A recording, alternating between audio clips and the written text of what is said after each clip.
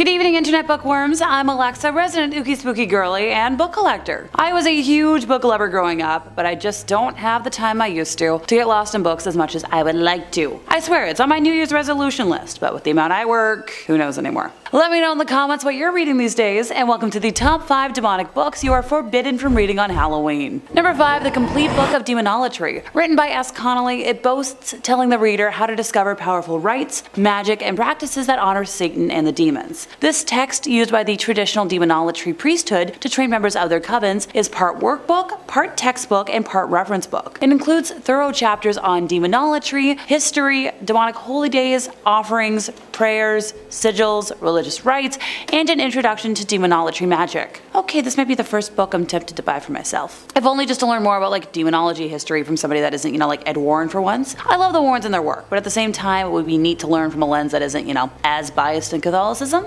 Alright, let's see what else it advertises. Learn how and why the ends, demonolatry sigils, ascension, and many other demonolatry methods have become standard practice among many theistic Satanists. It claims to guide students from pre-initiate to adept, and even delves into the depths of demonolatry, schmex magic, necromancy, scarlet elixir rites, and red fluid sacrifice. See, that last phrase I can do without, but let me know what y'all think in the comments. Should I bother investing in it or not? Now, before anybody asks, well, why should you leave this book alone on Halloween? That just so happens to be when the veil between our world and the spirit world is the thinnest, and you don't want to accidentally summon a demon when you're just learning how to. Not a fun idea. Number 4, Mein Kampf. Alrighty folks, this is where I'm using demonic as more as an adjective instead of actually talking about demons. Also, this is a book that should never be consumed in general. More like exist in a museum so that we, don't turn into a case of those who ignore history are doomed to repeat it. This is an autobiography of Germany's infamous, actually Austrian-born dictator whose name I can't say on here. Its title means my struggle or battle because, organizing genocide is hard work. Didn't you know? Everybody clap for this man's tenacity, his perseverance, his sheer determination. Hard work makes dreams come true, don't you know? Ugh, the prick. The book, released in 2 volumes, is in reality the evil dictator's case for anti-Semitism. He outlines exactly how he came to be as he was, before putting forth his racial and political views and describing his vision for the future of Germany. From a technical point of view, this book is apparently overly long, repetitious, and poorly written.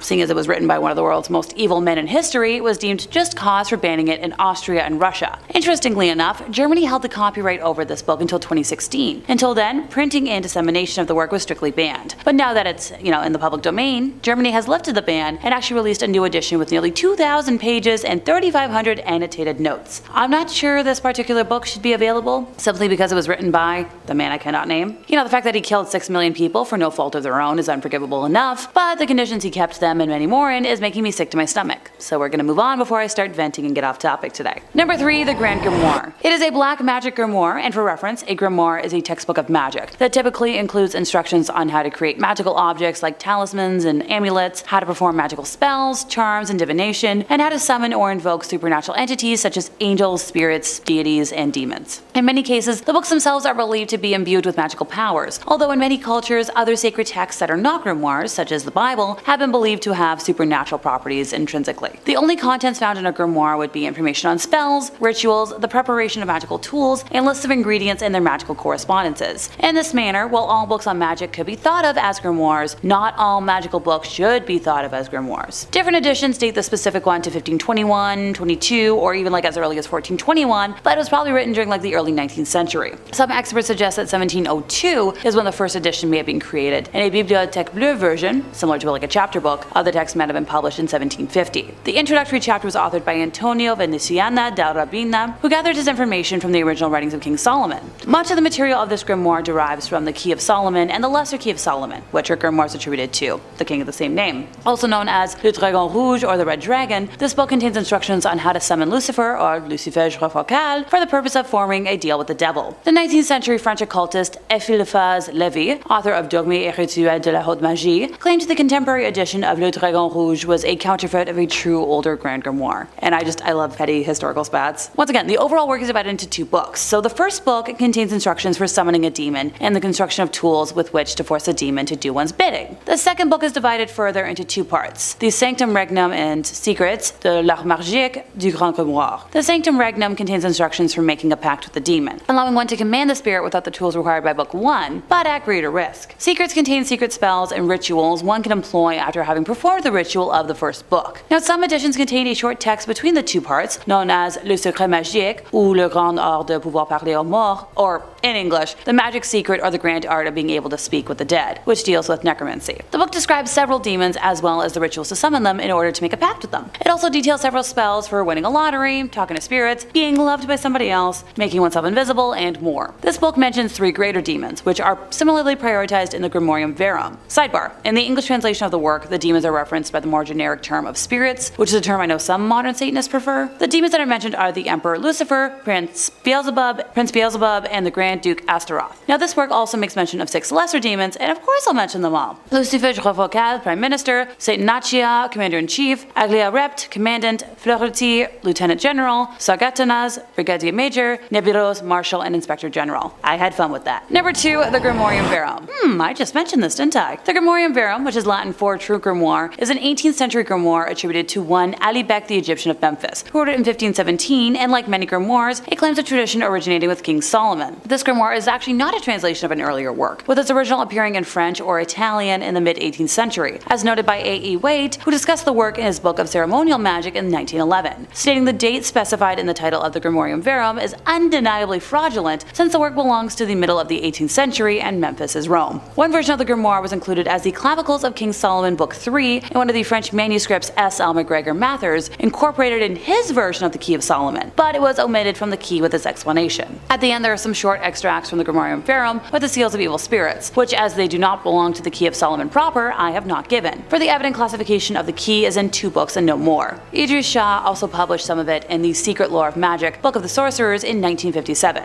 Alrighty, time to break down all 4 books that you should not be touching on Halloween. Book 1 is described as concerning the character of demons, particularly the superior spirits of Lucifer, Beelzebub, Astaroth, while also including the many inferior spirits below them and their invoking sigils. Alright, who wants to hear about what all the lesser spirits can do? Claunek has the power to bring money to those who make a pact with them. Musissin has power over important people and politicians. Freemost has power over women. Yeah, okay, pal. Klepoth can help you experience all sorts of dreams and visions. Kill can manifest dramatic situations and changes. Mersild has dominion over long and short distance travel. Klisthert can create confusion or enlightenment depending on what you need or want. Sir Chad can make you see all sorts of natural and supernatural creatures. Hickpax can make a person think of you, no matter how far distant they may be. Humotz can bring you any book you desire. Siegel will cause all sorts of prodigies to appear. Fruxisier can teach you the art of necromancy. Guland causes all illnesses. Sergat can create every kind of opportunity for advancement. Morail can help you move about unseen. Frutimier prepares all kinds of feasts for you. Hoi Tigaras causes sleep in the case of some and insomnia in others, and hey, tempting, because I could use a good night's sleep right about now. Book 2 is simply described as being of planetary hours, so I'll leave it up to y'all to interpret what you think it means. Book 3 is the preparation of the operator, or more simply put, how to prepare for summoning. A more modern title could be Demon Summoning for Dummies, or How to Summon a Demon 101. Book 4 contains the Sanctum Regnum, also called the Royalty of Spirits, or the Little Key of Solomon, a most learned Hebraic necromancer and rabbi. This book contains various combinations of characters whereby the powers can be invoked or brought forth whensoever you may wish, each according to his faculty. Long story short, it's a very descriptive and thorough demon summoning Bible, if you will. Once again, I personally do not recommend summoning demons, but if you really feel like you must, this feels like it would produce safer outcomes than say like a random YouTube ritual or Ouija board, but still, stay away on Halloween. You don't know what's gonna happen, I don't know what's gonna happen, it's not fun. Number 1, the 120 Days of Sodom. Written in Bastille during the French Revolution, the author was interrupted when the prison was stormed by insurgents and never finished the story, but 120 Days remains amongst the most notorious works of literature, featuring depraved fetishes, red fluid-soaked sexual group parties, torment, and under the age of consent, bad, icky schmecks thing. Look, I'd say the actual terms if I could. Trust me, it would make my life so much easier, but I've gotta play by the interweb rules. Described as very sexual and erotic, its plot revolves around the activities of 4 wealthy libertine men who spend 4 months seeking out the ultimate sexual gratification through group sex fun parties, sealing themselves away in an inaccessible castle in the heart of the Black Forest in Germany with 4 madams and a harem of 36 victims, mostly young people. The madams relate stories of their most memorable clients, whose crimes and punishments inspire inspired the libertines to likewise and increasingly harm their victims to their eventual deaths. Now, the novel was never completed. Its first chapter was written according to Say's written plan, but the subsequent chapters are in the form of rough drafts and notes, often consisting of graphic descriptions of the novel scenes. The book was first published in Germany back in 1904, and then banned across Europe for most of the 20th century. A 1975 film adaptation by Pier Paolo Pasolini was also banned in several countries. South Korea has banned the book twice this century, and now it can be sold there only in a sealed plastic cover to adults 19 or over. Once again, don't read it. And that brings us to the end of our time, so happy spooky season, y'all, and please be safe out there. If you enjoyed my ramblings today, could you help us out by giving this video a like, subscribing if you aren't already, hit the bell for more demonic content from us here at Top 5 Scary Videos, and I'll see y'all next time, you lovely spooky people.